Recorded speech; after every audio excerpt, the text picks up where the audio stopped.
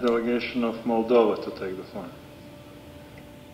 Mr. Vice President, at the outset, let me thank ASG Simonovic for his oral update and welcome this important opportunity to discuss the findings of the latest OHCHR report on the human rights situation in Ukraine.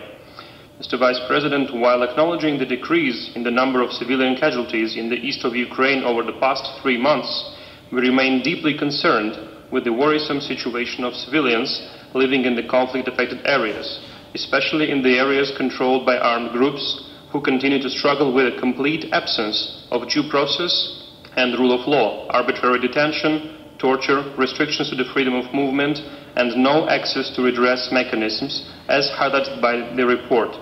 We are also worried by the human rights violations documented in Crimea, including intimidation and persecution of people holding dissenting views, serious allegations of discrimination and harassment of members of minorities, particularly Crimean Tatars. As rightly indicated in the report, bringing a meaningful end to hostilities in the eastern regions of Ukraine and fully complying with the provisions of the Minsk agreements will prevent further hardship of civilians and determine an environment conducive to safeguarding fundamental human rights. The Republic of Moldova recalls its unwavering support for a lasting political settlement based on the respect for the sovereignty and territorial integrity of Ukraine within its internationally recognized borders.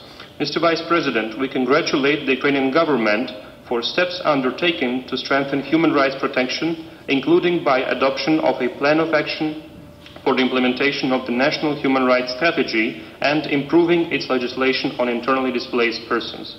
I thank you.